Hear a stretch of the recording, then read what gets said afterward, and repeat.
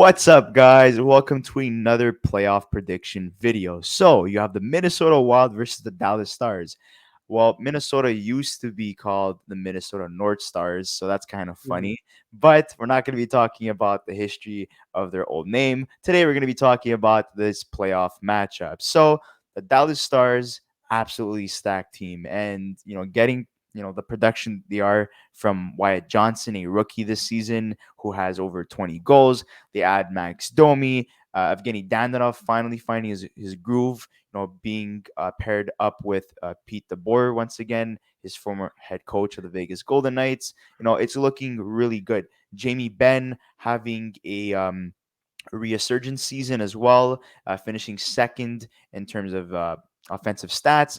Tyler Seguin, not the best season, but way better than the last couple of seasons he's had. So it's looking really good for the Dallas Stars. But the Minnesota Wild, adding guys like Marcus Johansson, who had an immediate impact returning to Minnesota compared to the first time he was with Minnesota, unfortunately gets injured right before the season, and also Joel Eriksson Ek, one of the best two-way centermen in the league. He gets injured as well. So if these two players don't come back, I think I'm gonna have to go with the Dallas Stars winning this series because Eriksson Ek is so important to have in the playoffs. His style of game is what enables you to win a lot of important faceoffs, but also get um, block shots, and he's able to contribute offensively as well. And Marcus Johansson, the way he's fit in the top six so easily is very important. And if you're losing a player of his caliber, that's really going to hurt their playoff chances. But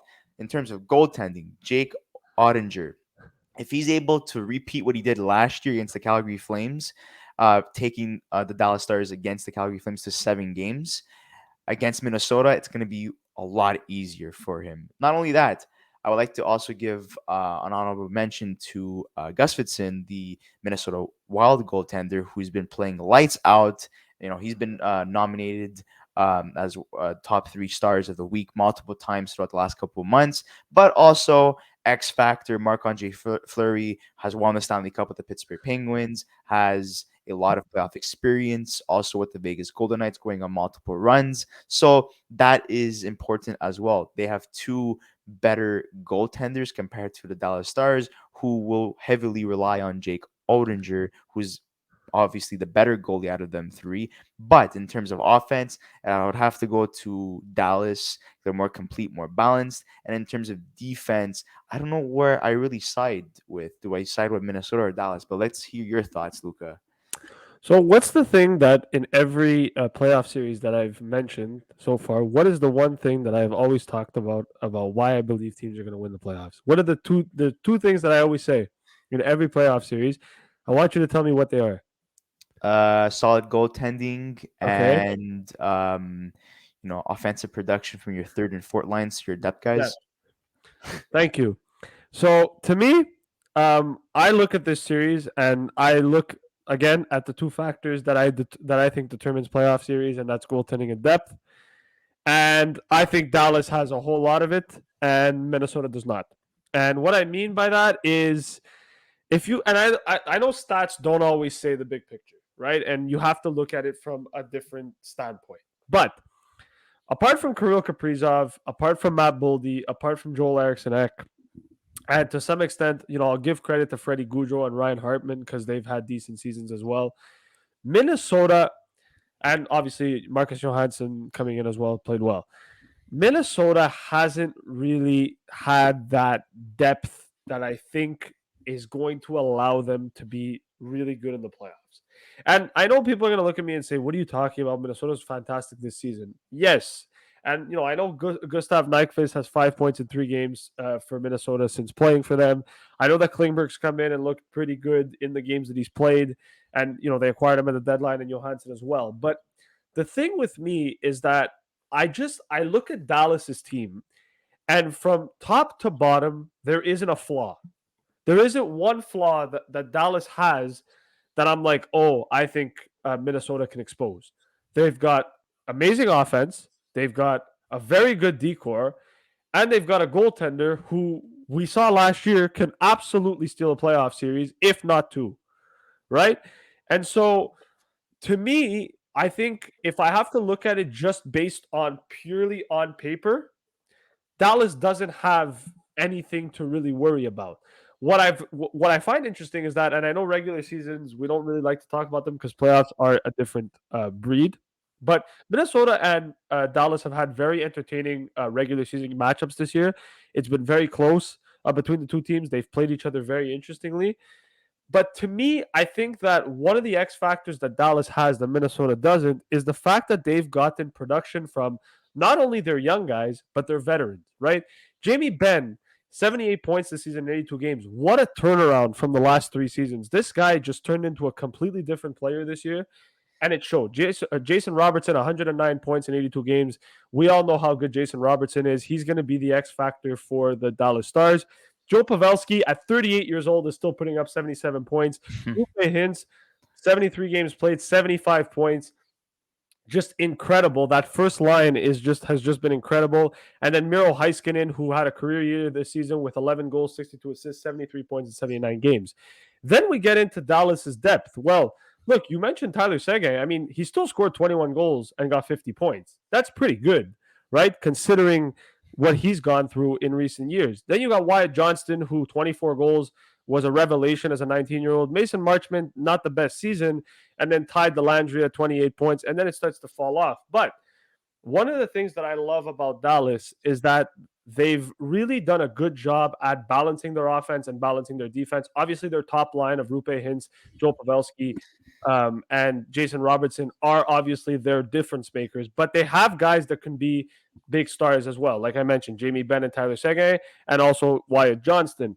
My other question is, and the X factor, who's actually been super underrated since joining the Dallas Stars, is Evgeny Dodonov. And I know that we have a different opinion because we watched him in Montreal, but in Dallas, he's looked like a completely different player, right? And a lot of that has to do with the fact that he's played with Peter DeBoer and he's familiar with him. But 15 points in 23 games for a guy who was traded for Denis Gurianov has been, very good for Dallas and has been a very good pickup. And not only that, I know they also picked up Max Domi, who since joining Dallas hasn't been at his best, but I think that he's still a guy that can come into the playoffs, show, make a little bit of a difference, maybe score a big goal here or there for them. So I like Dallas. I like their team. I like their offense. I like their defense. I like their goaltending. I think they've got the whole package to take this series and to go far in the playoffs. Minnesota, to me, like I said, the one concern to me is, well, the injuries. Obviously, like I said, with Eriksson Ek, they're getting Kaprizov back, which is going to be a huge boost for them. But they've struggled with a lot of injuries.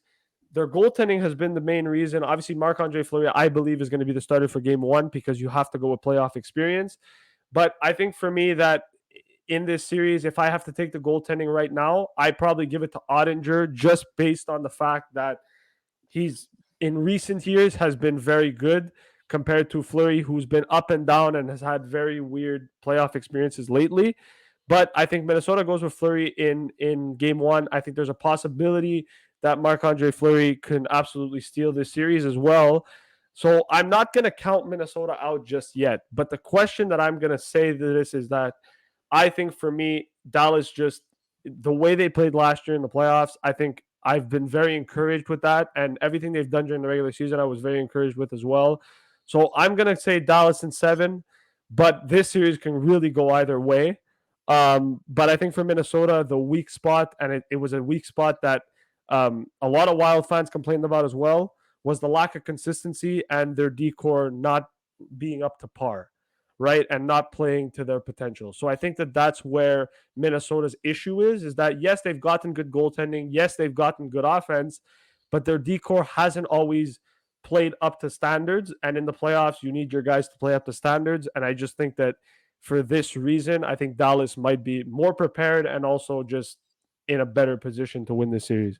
Well, for me, this is how I see it. Dandanov has been literally the Radulov replacement. Yes, they're both Russian, but they've had the same amount of impact, in my opinion. And Yeah. they played pretty similar as well. Max Domi, very underwhelming. I felt like in Chicago, because he was looked upon as the guy, he had no pressure too. He was able to produce a lot. Now in Dallas, he's taking a back seat. and he's playing alongside Tyler Seguin on the third line, which is still a fantastic third line. Like Max Domi and Seguin as third liners, that's fantastic. In terms of their defense, I have to go with Dallas after all. Their penalty kill third best in the league. They're in terms of goals allowed, they're the third best team in terms of allowing the least amount of goals. Their power play fifth in the league, goals for seventh in the league, face off percentage Yep. first in the league. When you have Sagan, Hintz, and Johnson as your top three centermen, that is fantastic depth. Yep. And apart from the Toronto Maple Leafs, I say that the Dallas Stars come in second for best center depth heading to the playoffs. If you're losing Joel Eriksson Ek and also Marcus Johansson was able to play center, that's going to be a huge blow once again. Those two guys are so key to this playoff series that if they're not there, this is going to be a 5 game series and Dallas is going to take it. If those two guys are there, then I do see 6 or 7 games. But I still do see Dallas taking it at the end of the day. Yes, they did add guys like Ryan Reeves and Klinberg and Sundqvist that have Nyquist too. helped, yeah, him too as well, that helped the Minnesota Wild become a better team. But the main core of the Dallas Stars has been intact since the start of the season, and even last year as well. And they've added a couple of players that make them a lot better in terms of their defense. Like Suter's playing his former team in Minnesota. Heiskanen is facing his mentor Klinberg, Yeah. who's going to be playing with the Minnesota Wild. You have Esa Lindell, who had a great season, over 20 points. Even Colin Miller, third pairing defenseman, over 20 points, which is fantastic depth to have. Thomas Harley, very underrated defenseman as well.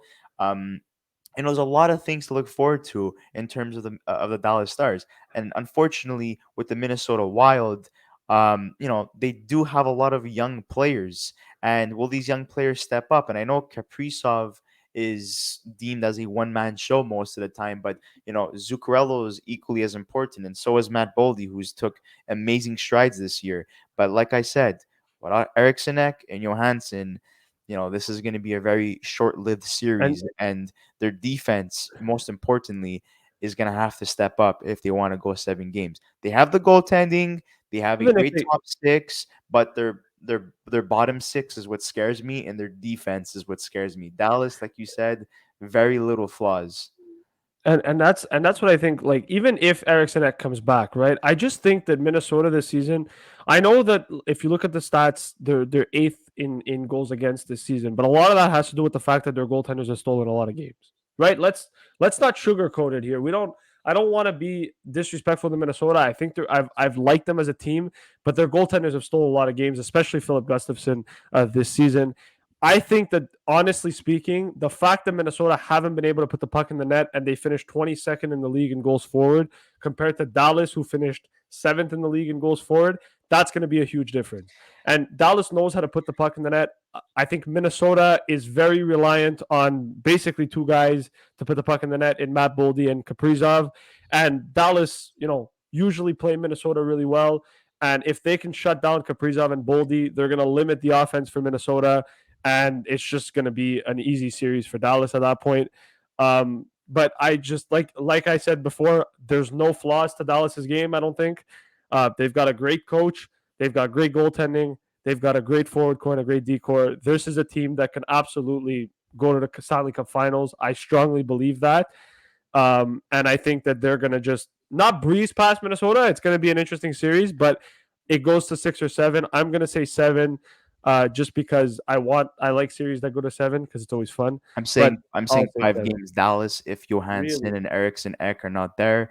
But if they are there, 6 or 7 games for Dallas. But I'm going with Dallas. Look, goals for Minnesota, 23rd in the league. Yikes. Shooting percentage, 23rd in the league. Face-off percentage, 26. Like, Yeah. wow, like that's not really good heading into the playoffs. If I highly doubt they're going to be able to flip the script like a week after the playoffs are done. That means after the regular season's done, they're going to be able to start scoring goals out of their ass. Like I really, really doubt that. But yeah, their penalty kill, top 10 in the league, which is impressive.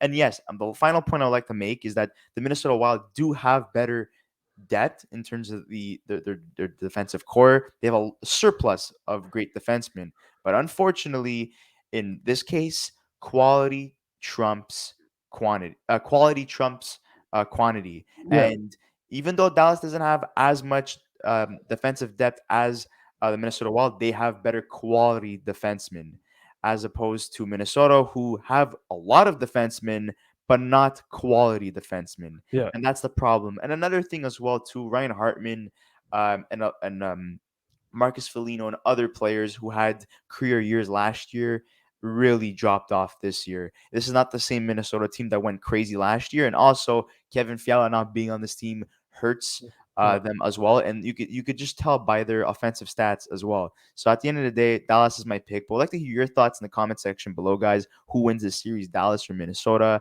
Hopefully, we didn't upset anybody. We're just speaking our thoughts and being trying to be as realistic as possible because we owe it to you guys. But don't forget to like this video, subscribe to our channel if you haven't already, and we'll see you in the next episode of the Young Guns podcast. And we hope you guys have a fantastic playoff experience watching these two teams battling out. And we'll see you very, very soon. Thank you so much, guys, once again.